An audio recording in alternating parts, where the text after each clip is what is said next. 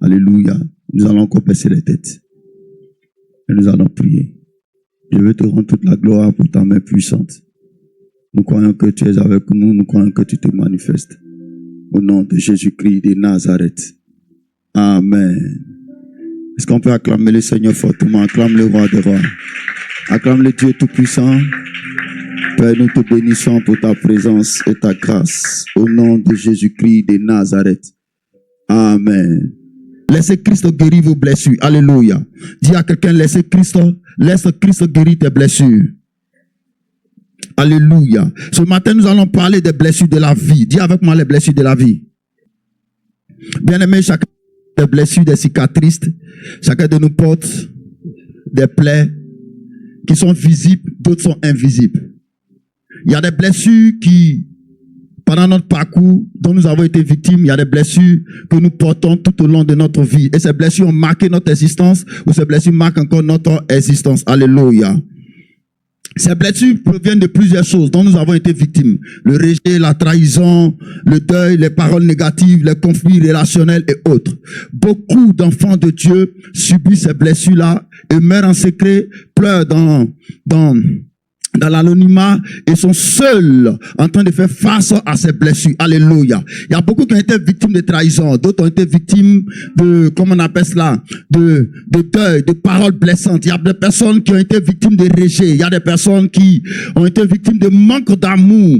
Et toutes ces personnes-là se sont retrouvées aujourd'hui à l'église pour former un peuple de Dieu. Et il y a beaucoup d'enfants de Dieu qui ont ces séquelles-là dans leur vie, qui les gardent dans leur cœur, qui les gardent dans leurs pensées, qui les gardent dans leur mémoire. Et chaque fois, ces blessures-là reviennent. Et ces blessures influencent souvent notre marche, notre manière de faire. Alléluia. Et c'est de ces blessures-là que nous allons parler ce matin. Et c'est de ces choses-là que nous allons aborder. Et nous allons voir comment le Seigneur peut nous aider à guérir de cela. Parce que moi-même, j'ai été victime de ces choses. Alléluia. Gloire à Jésus. Gloire à Jésus. Ce que je veux te dire déjà, c'est qu'il y a une bonne nouvelle. Dis avec moi une bonne nouvelle. Dis à quelqu'un, Christ est venu pour que nos blessures soient guéries totalement. Alléluia. Vous savez, ces blessures ont amené certaines personnes à ne plus croire en eux.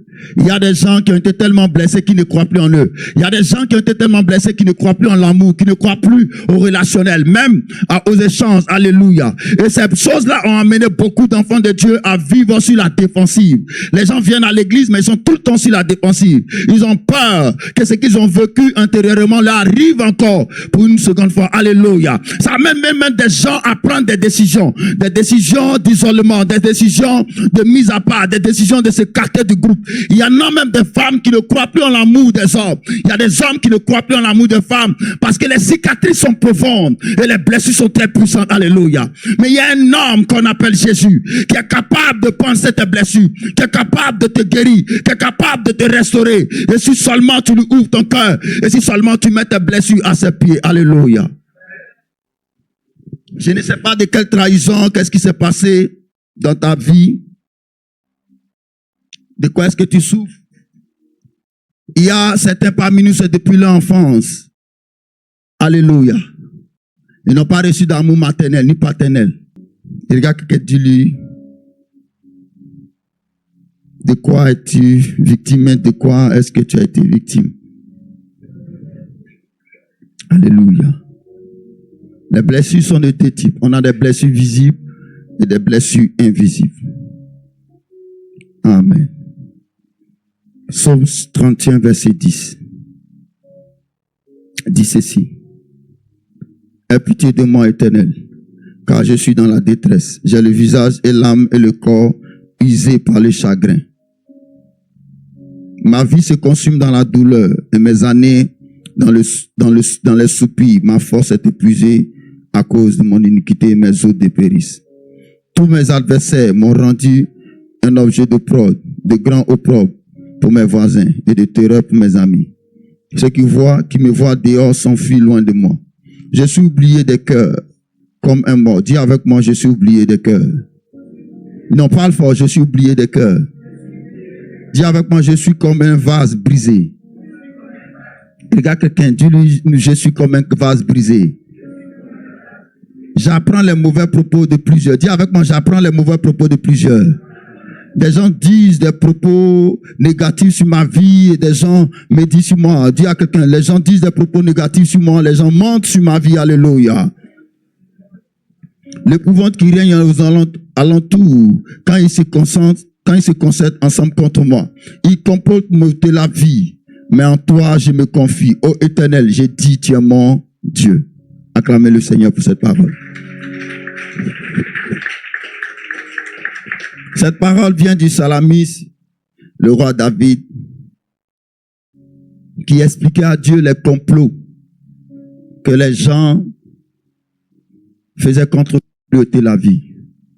Arrivé à un moment donné, il a dit ces complots-là, c'était plus des complots physiques, mais c'était des complots de mensonges. C'était des complots pour briser son âme, pour le rabaisser, pour le détruire. Alléluia. Et il cherchait un secours en l'Éternel. Je disais tout à l'heure que on a deux types de blessures et deux types d'attaques. On a des attaques invisibles, on a des attaques visibles. Et ces attaques invisibles produisent des blessures invisibles. Et les attaques physiques produisent des blessures visibles. Alléluia. Mais c'est quoi les blessures intérieures? Les blessures intérieures sont des souffrances émotionnelles, psychologiques et spirituelles qui naissent des expériences douloureuses, vécues dans le passé. Alléluia.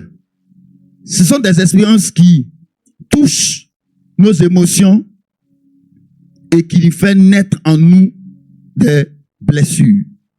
Amen. Elles ne sont pas visibles, certes, mais elles créent un dégât que personne n'imagine dans la vie et dans le cœur des gens. Alléluia. Gloire à Jésus. Ce sont des souffrances profondes que souvent les gens n'expriment pas ou qui ne partagent pas, mais dont ils sont prisonniers et prisonnières. Alléluia. Beaucoup de personnes sont prisonniers aujourd'hui de ces blessures émotionnelles, de ces blessures physiques qui les rongent intérieurement comme un cancer et qui les amènent peu à peu à la destruction. Beaucoup n'en parlent pas parce qu'ils ne trouvent pas une oreille sensible qui pourra les écouter et leur donner des conseils par rapport à cela. Alléluia. Vous voyez, dans les pays occidentaux, il y a un service médical qui est très très prisé où les gens font de gros sous, font de gros bénéfices. C'est le service psychologique. Alléluia. Parce que là-bas, la psychologie, c'est très important. La capacité de parler à l'esprit de quelqu'un, de ramener la personne dans le monde où nous vivons. Alléluia. Parce que beaucoup de personnes souffrent plus des blessures émotionnelles que des blessures physiques. Alléluia. Est-ce que vous êtes avec moi? Est-ce que vous êtes avec moi? Et parmi ces blessures intérieures, nous allons toucher la première blessure, qui est la blessure du cœur. Psaume 147. Verset 3. La Bible déclare ceci. Il guérit ceux qui ont le cœur brisé. Il pense les blessures. Alléluia. Les blessures du cœur. Les blessures du cœur proviennent des trahisons, des rejets, des pertes et des paroles destructrices. Alléluia. Elles touchent profondément. Elles peuvent influencer notre relation. Vous savez, lorsqu'une personne est blessée dans le cœur, la plupart de ses réactions sont violentes. Mais ces blessures-là proviennent du rejet. La plupart des personnes blessées dans le cœur, c'est des personnes qui ont vécu une vie de rejet. C'est-à-dire quand ils arrivent quelque part, ils ne sont jamais acceptés. Quel que soit ce qu'ils font, les gens vont trouver que ce qu'ils font est mal. Ils n'ont pas reçu d'amour. Alléluia. Ils ont été victimes de paroles blessantes. Oh non, toi tu vaux rien. Non, toi tu vas jamais réussir. C'est pourquoi d'ailleurs, je veux conseiller aux parents. Évitez de dire certains propos à vos enfants. Évitez de dire à l'enfant chaque fois, toi tu vaux rien, tu es trop bête, tu n'es pas intelligent. Parce qu'aujourd'hui, il y a des gens qui, ayant 40 ans, 45 ans, se croient toujours bêtes, se croient toujours insensés, se croient toujours comme des personnes qui ne sont pas intelligentes. Alléluia. Parce que toute leur vie, on leur a dit cela.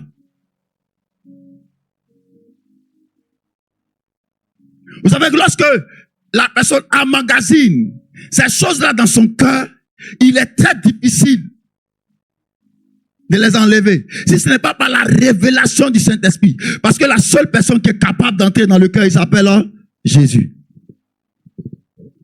Donc, je veux parler aux parents ce matin. Faites très attention.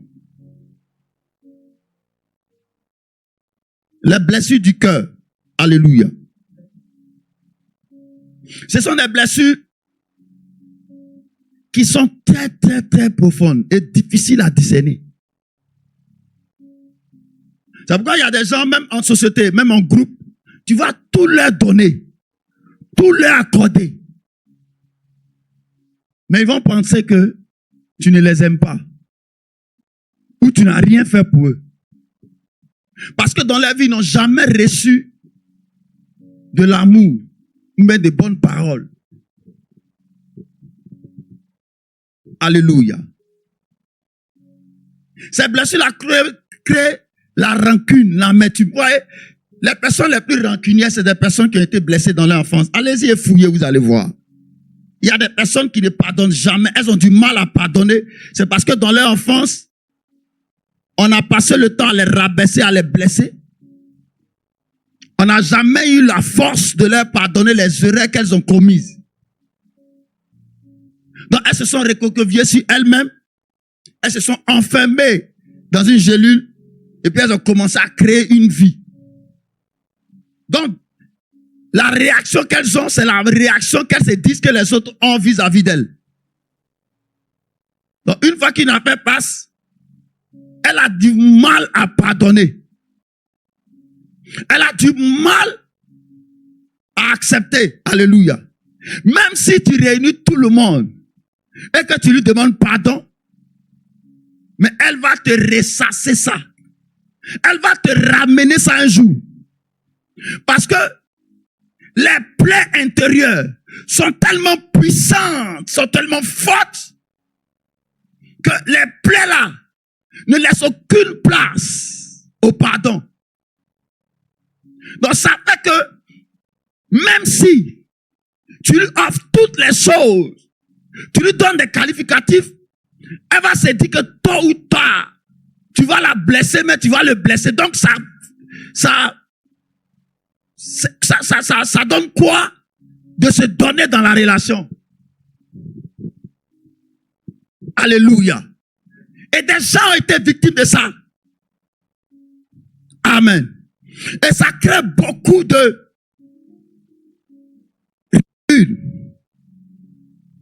Amen. Écoutez-moi. Ces personnes ont des cœurs fermés. Vous voyez, quelqu'un vous lui dit, mais celle-là, elle est dure. Il est dur. C'est pas parce qu'il est dur. Il a été dans un environnement où on lui a appris à ne pas avoir d'émotion. Il était dans un environnement où on lui a montré que l'amour n'existe pas. Écoutez-moi. C'est pourquoi il y a des sœurs, il y a des frères qui sont beaux, belles.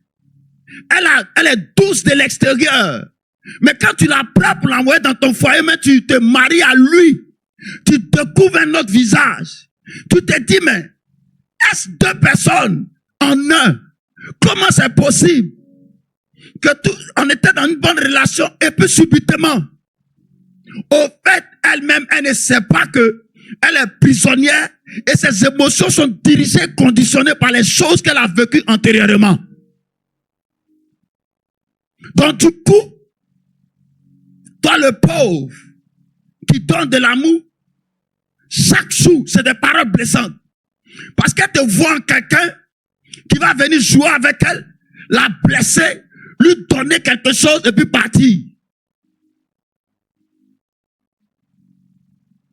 Les blessures du cœur sont très dangereuses. Dis avec moi les blessures du cœur. La deuxième blessure, ce sont les blessures émotionnelles. Dis avec moi les blessures émotionnelles. Rababo Shata. Alléluia. Proverbe 12, verset 25. On va lire ça. Proverbe 12, verset 25. Proverbe 12, verset 25. Je lis rapidement la parole du Seigneur et suivons tous. Alléluia. Je lis ceci. L'iniquité dans le cœur de l'homme là-bas. Dis avec moi, l'iniquité dans le cœur de l'homme là-bas. C'est-à-dire le mal dans ton cœur va t'abattre. Alléluia. Les blessures émotionnelles. Alléluia. Les blessures émotionnelles, comme l'indique son nom, sont des blessures qui touchent nos émotions, notre mental. Alléluia. Elle est la résistance des situations stressantes. Alléluia. Elle peut survenir aussi d'une rupture, d'un échec, d'un deuil, ou même de petits incidents qui s'accumulent avec le temps. Amen. Amen. Les blessures émotionnelles, elles touchent nos émotions. Beaucoup de personnes sont victimes de ces blessures-là. Ces blessures viennent surtout des ruptures, d'une séparation.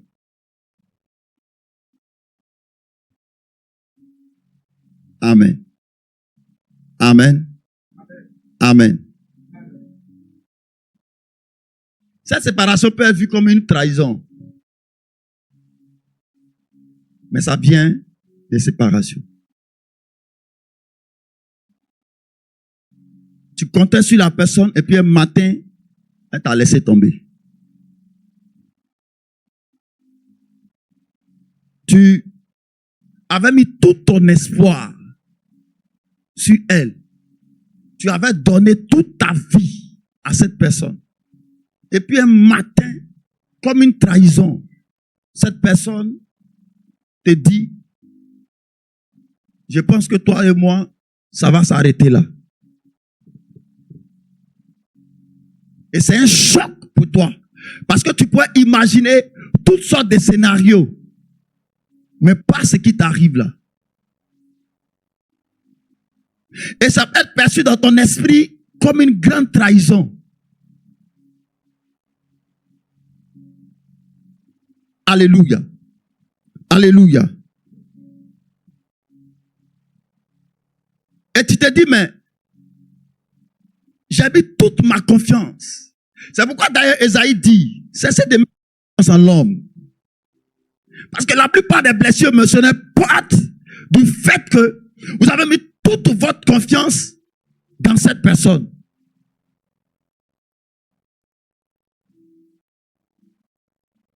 Vous avez cru. Vous avez mis votre foi. Et un matin, la personne vous tourne le dos. C'est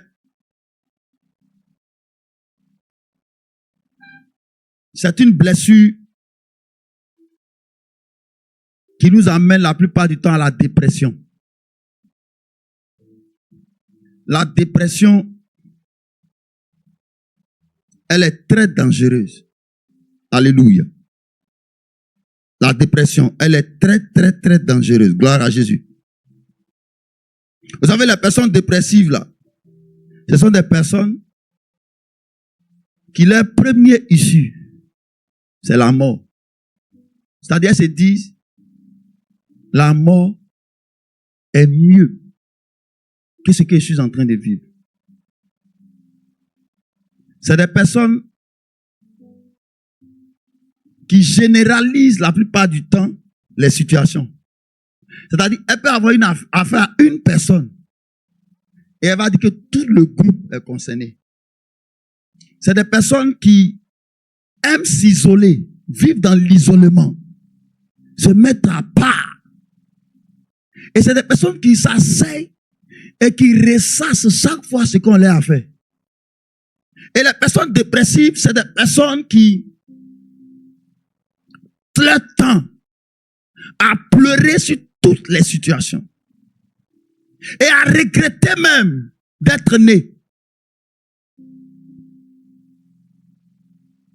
Et la plupart de ces blessures, comme j'ai dit, proviennent des relations, proviennent plutôt des déceptions dues au fait que il y a une grande séparation.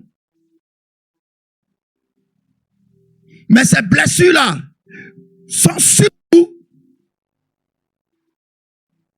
la source de ces blessures-là provient surtout des relations amoureuses. Où le monsieur, il a mis tout son cœur sur la sœur. Tout son cœur. Et un matin, la sœur lui dit non. Il s'est dit, mais... Et ça fait que il est tellement déçu. Parce que vous savez, les émotions là, les émotions sont les éléments les plus fragiles en psychologie. Pour atteindre quelqu'un, pour diriger une personne, pour contrôler une personne, contrôle ses émotions. Si tu contrôles, parce que l'émotion c'est la pensée. Si tu contrôles l'émotion de la personne, tu contrôles ses actions, tu contrôles son cœur. Donc une fois que les émotions sont touchées, ça touche tes pensées. Donc tu te braques. Et tu te dis que toutes les femmes sont comme ça. Les hommes sont pires. Donc moi, c'est pas la peine. Vous voyez, les hommes qui passent le temps à tromper les femmes ou à tromper leurs maris pour les femmes, c'est dû à des blessures émotionnelles dans les cœurs. Parce que comment on pouvait expliquer qu'une femme prenne un poignard pour poignarder son mari à la mort?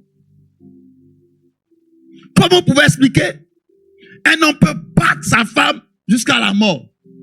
C'est parce que cet homme-là, il a été victime quelque part d'un manque d'amour et de trahison. Donc lorsque il voit certaines choses, certains signes, il se dit automatiquement, la femme dont il a hérité, dont il a prise, va lui faire la même chose. Alléluia. Donc les personnes sont dans la dépression.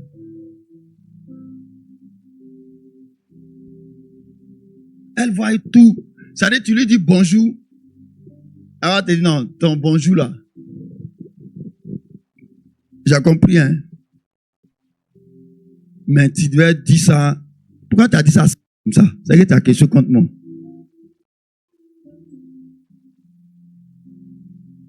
Amen. Alléluia. Les conséquences, comme j'ai dit, c'est la dépression. Regardez les personnes qui sont victimes de blessures émotionnelles.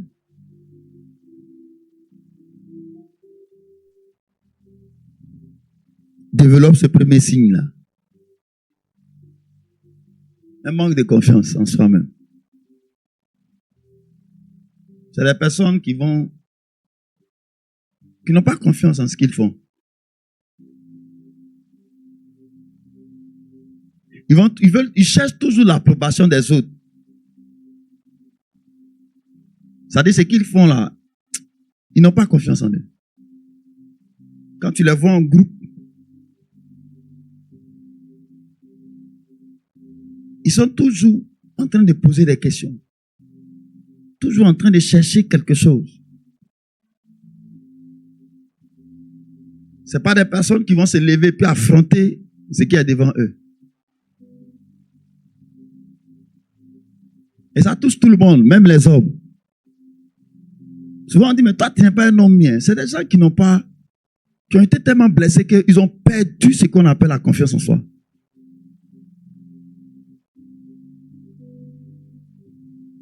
Alléluia. Idem pour les femmes. Hein. Il y a des femmes qui n'ont plus confiance en elles. Hein. Ce qui fait qu'elles sont dans une relation où il faut constamment les apprécier. Il faut constamment leur dire qu'elles sont belles. Il faut constamment leur dire des choses. Une, deux fois, tu ne dis pas, c'est fini. Elles vont dire non, c'est parce que tu me trompes. C'est parce que tu me trompes. Pourquoi? Parce qu'elles n'ont pas confiance en elles. Alléluia. Alléluia. Vous savez, Ce sont des choses graves que l'Église ne traite pas. Mais vous savez, ces blessures-là touchent tout le monde, hein, même les pasteurs. Moi, je vais vous expliquer certaines choses dont j'ai été victime. Mais on va poursuivre. Dis avec moi les blessures relationnelles. Colossiens 3, verset 1. Comme l'indique le mot, ces blessures naissent des relations humaines. Quand l'amour est brisé, quand la communion fraternelle est brisée. Alléluia. Est-ce que dans la classe des hommes, il y a une catégorie d'hommes, hommes avec grand H, femmes et hommes. Alléluia. Est-ce que vous savez qu'il y a une catégorie d'êtres humains qui sont en quête perpétuelle d'amour? C'est-à-dire eux là, ils sont en quête perpétuelle d'amour. Quand ils arrivent quelque part, la première chose qu'ils cherchent, c'est l'amour. Parce qu'ils n'ont jamais reçu d'amour dans leur vie.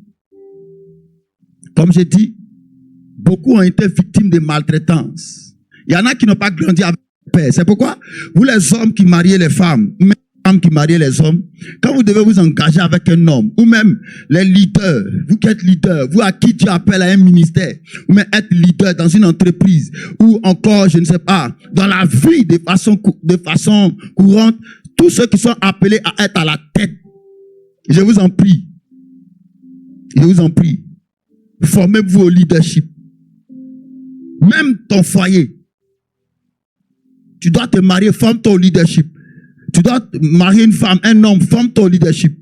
Tu dois diriger une entreprise, forme-toi au leadership. Tu dois être leader à la tête, là, forme-toi au leadership.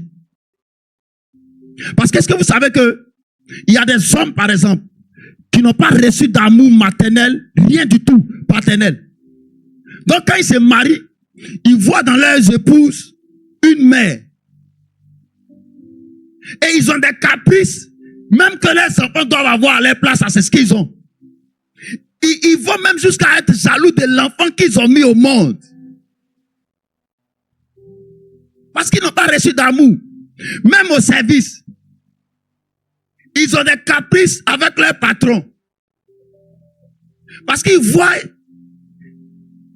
une figure paternelle. Même chose avec les femmes.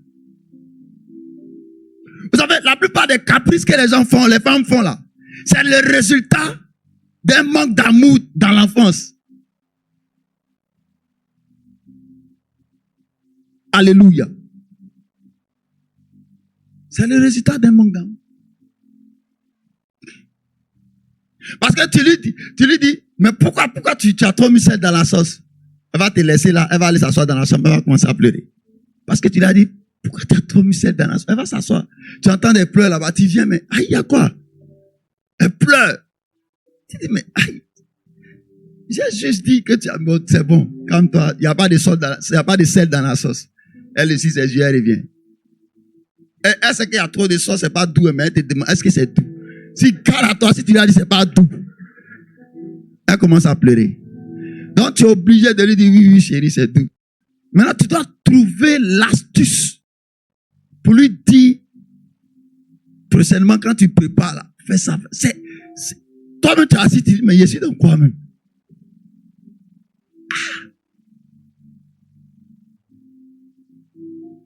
Vous savez,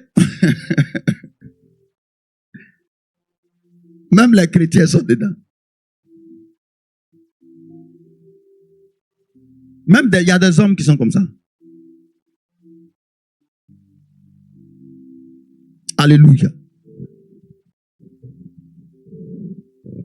C'est pourquoi il y a des personnes qui ont du mal à s'intégrer en société. Hein.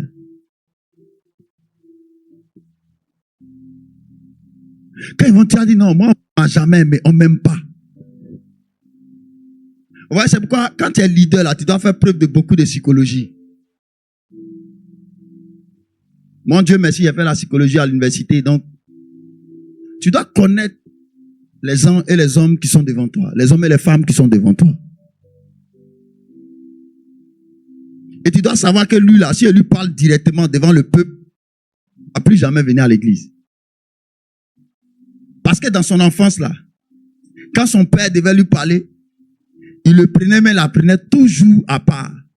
Et puis lui parlait. Donc il te voit comme un père. Et quand tu commences à lui parler en public, c'est pas que tu as dit peut-être des choses méchantes. Mais il n'a pas été habitué à ça. Donc toi, il vient trouver ça dans son... Il s'en va. Regardez Jésus. Il pouvait parler à Pierre durement devant les gens. Et puis il n'y avait rien. Il a dit à Pierre, Satan, arrière de moi. Il a dit à Pierre, homme de peu de foi, devant tout le monde. Mais il n'y avait rien. Parce que Pierre, c'est pour quelqu'un qui n'est pas allé à l'école. Il vient dans un ghetto là-bas, on le rabaissait, on le moquait de lui, donc il s'est habitué. Et il y a des gens comme ça. Toute leur vie, là, on les a rabaissés. Donc même il vient à l'église, il a dit, faut qu'il va là, et puis il rime, même Jésus, faut qu'il regarde Jésus là. Et puis il te suit toujours. Parce qu'il est habitué. Mais elles sont pas contre. Tu lui dis, toi comme ça là, elle vient plus. Elle va s'asseoir pleurer, elle va s'asseoir pleurer, et puis s'en va. Un seul truc tu as dit, tout le monde a compris, mais lui il a pris ça de travers. Lui il prend ça de travers.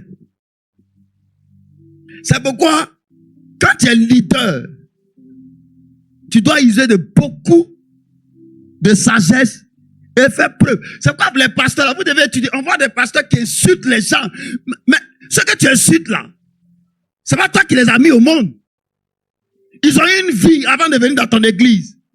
Donc si tu ne les maîtrises pas, il y en a qui peuvent encaisser. Il y en a après le culte vont venir. Ah papa, vraiment pardonne-nous, on sait que tu étais. Mais il y en a qui vont plus venir. Donc il faut faire preuve de beaucoup de psychologie. Jésus il avait 100 brebis. Mais il y a une brebis là. 99 vont à droite. Elle est toujours à gauche. Du coup un jour elle s'est perdue. Jésus a laissé les autres là. Et il est allé la chercher. Je suis sûr que Jésus n'a pas crié ciel. Il essaie de lui faire comprendre. Il est important de suivre le groupe et le rythme. Mais il n'est pas allé pour dire, toi,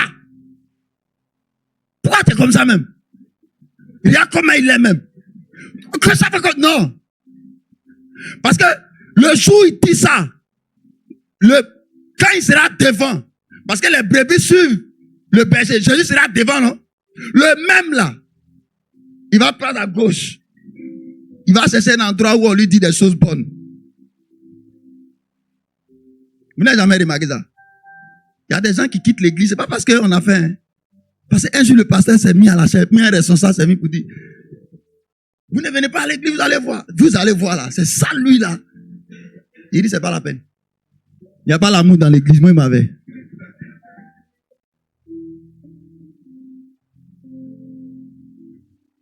Alléluia. Gloire à Jésus. On va toucher rapidement les blessures. On a des blessures qui proviennent des paroles. Proverbe 12 encore, qui proviennent des paroles. Telles qui parlent légèrement blessent, comme des couteaux d'épée. Mais la langue sage apporte la guérison. Alléluia. Les blessures verbales viennent des insultes, paroles humiliantes et rabaissantes. Arrêtez ça avec vos enfants. Arrêtez de dire à l'enfant, tu fous rien.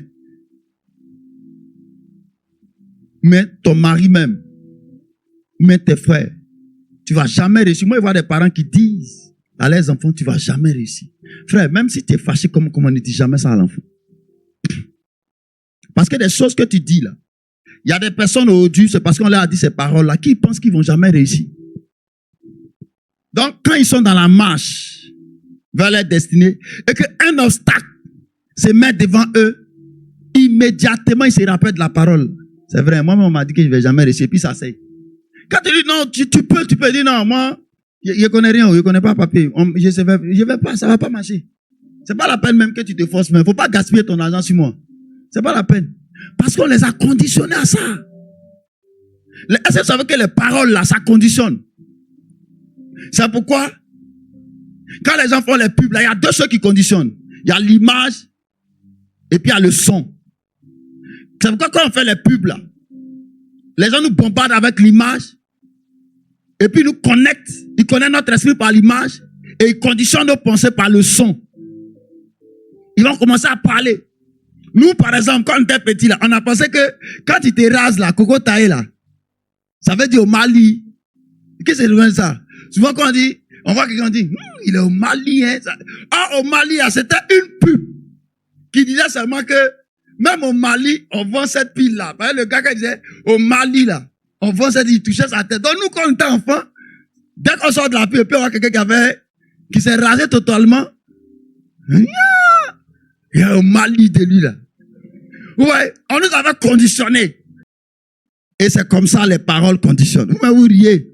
Vous voyez comment on a été conditionnés dans notre enfance? Par des choses bizarres. Les paroles conditionnent. C'est pourquoi faites attention aux paroles.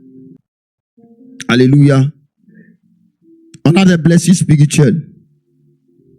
C'est des blessures que des personnes gardent dans leurs relations avec Dieu. Alléluia. Il y a des personnes qui pensent que Dieu ne va rien faire pour elles. Est-ce que vous savez que la migration dans les églises sont dues principalement à ça?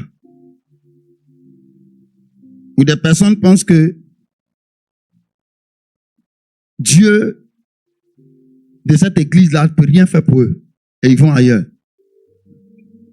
Il y a des gens même qui croient que tout le monde peut être béni par Dieu sauf eux. C'est des blessures spirituelles. Parce qu'on va même jusqu'à dire, papa, moi-même là, est-ce que Dieu même, il me voit même? Est-ce que Dieu même là? Parce que quand tu commences à dire, est-ce que tu doutes de ce que Dieu est? Écoutez, Dieu est puissant en toutes choses, capable de toutes choses. Il est capable, alléluia. Il est capable. Regardez, toutes ces blessures, ce sont des choses que nous tous nous avons vécues. Vous savez, il y a l'histoire d'un homme de Dieu qui était avec ses amis. Et puis un grand ministère. C'est quelqu'un qui a beaucoup soutenu les gens. Et un matin, il a perdu son épouse et sa fille dans un accident de circulation. Et les gens ont commencé à dire que lui, il a sacrifié sa femme et son enfant pour voir son ministère. Et que non, je crois que c'était sa femme, oui, sa femme. Pour voir son ministère monter. Et les gens même de l'église qu'il a récupéré, c'est lui qui explique ça. Hein? Pour certains dans la rue, il les a bâtis, prié pour eux. Les frères en Christ qu'il avait, jusqu'à ce qu'il aille voir un autre homme de Dieu, un père, pour lui dire, papa, il dit, vraiment frère, il faut prendre mon église. Il dit, comment de prendre ton église? Il dit, non, prends mon église. Moi, je vais aller faire autre chose. Parce que ça ne sert à rien de donner de l'amour aux gens et puis en retour. Mais vous voyez, si tu n'as pas le cœur de Dieu, tu vas lâcher prise. Parce que l'homme, il est comme ça. Tu vas tout lui donner. Tout, absolument tout. Mais un jour, c'est pourquoi moi, je n'entends rien des personnes avec qui je suis, dont Dieu me permet de bénir. Mais dont Dieu me permet d'exercer Dieu me permet d'exercer mon ministère, je n'entends rien. Ma récompense là, je l'attends du ciel. Parce que si tu mets ton cœur et ta vie sur l'homme, tu seras déçu. C'est pourquoi cherchez à avoir le cœur de Dieu. Cherchez à avoir le cœur de les blessures dont tu es victime. Les blessures physiques, ce sont des blessures qui naissent des chocs physiques, accidents, ou encore de tout ce qui est des violences, des coups, des accidents, des violences. Alléluia. Ça, c'est les blessures physiques, des choses qu'on voit. Gloire à Jésus. Maintenant, ce que je vais te dire, c'est que toutes ces blessures-là sont guéries par Dieu. Comment faire pour guérir rapidement? Il faut reconnaître d'abord et puis il faut accepter tes blessures. Il ne faut pas les minimiser ni les ignorer. Nommer les blessures et commencer à prier pour elles. Prier et demander à Dieu de t'aider. Demander au Saint-Esprit de te révéler la racine de tes blessures Et puis priez. Pratiquez surtout le pardon. Dis à quelqu'un, pratique le pardon. Au nom de Jésus. Vous savez, les blessures intérieures, les blessures physiques peuvent être guéries par Dieu. À condition que tu en parles. À condition que tu les soumettes à Dieu et qu'on prie pour toi. À condition que tu pardonnes réellement à ceux qui t'ont fait du mal. Alléluia. Si c'est un père, si c'est une mère, pardonne. Si c'est un frère, si c'est une soeur, pardonne. C'est des gens qui ont diffamé sur toi, qui ont dit des choses et qui t'a blessé, qui t'a mis à part. Pardonne, trouve les ressources nécessaires en toi pour revenir dans la société. Il est important que tu ne généralises pas ce qui t'est arrivé. Parce que si tu vis dans une vie de généraliser chaque fois ce qui t'arrive, tu n'auras aucune vie. Parce que la vie humaine que nous sommes en train de vivre actuellement, c'est une vie qui se vit en société, pas en autarcie. Tu ne peux pas vivre seul. Personne d'entre nous ne peut vivre seul. Tu as toujours besoin des autres, tu as toujours besoin des uns pour pouvoir t'épanouir. Alléluia. Il n'y a aucun homme sur terre qui va dire qu'il ne se marie pas, qu'il n'aura pas une relation avec une femme parce qu'une femme lui a fait du mal. Non. Il n'y a aucune femme sur terre qui va dire tous les hommes sont mauvais parce qu'elle a vécu une expérience avec un homme. Non. Il y a de bonnes personnes qui t'attendent. Mais c'est à toi de te libérer. C'est à toi. Faut pas dire non, les pasteurs sont pas bons parce que tu as une mauvaise expérience avec un pasteur. Il y a des hommes de Dieu qui ont une bonne connaissance, qui sont bien et qui ont de bonnes onctions pour t'aider. Alléluia. Mais ouvre ton cœur, s'il te plaît. Parle avec les gens. Gloire à Jésus. Parle avec les gens. Dis-leur ce dont tu as été victime. Moi, j'ai reçu tellement de personnes dans mon parcours de ministère. J'ai reçu des femmes qui ont été violées dans leur enfance. Donc, quand le monsieur vient vers elle, son mari vient vers elle, a peur. Parce que c'est resté dans son esprit. Ça l'a marqué. Alléluia. J'ai reçu des hommes qui ont été maltraités dans leur enfance par les belles-mères. J'ai reçu des hommes qui se sont confessés à cela. Donc ça fait que quand ils sont dans une relation, ils ont tellement peur que la femme leur fasse du mal. Donc ils sont chaque fois sur la défensive. Alléluia. Faut parler. Gloire à Jésus. Sinon, ce que tu caches, ce que tu gardes, va finir un jour par te détruire. Je voudrais que tu fasses cette prière durant cette semaine. Et le dimanche prochain, nous allons fortement prier pour ce thème-là. Mais je vais t'envoyer dans la prière. Je ne sais pas de quoi tu as été victime dans ton enfance, dans ton parcours, avant d'arriver à vie restaurée. Ou même, je ne sais pas ce qu'on t'a fait ici à l'église vie restaurée. Mais il faut venir parler. Alléluia. Et je crois que Dieu va nous faire du bien. Tenons-nous debout tous.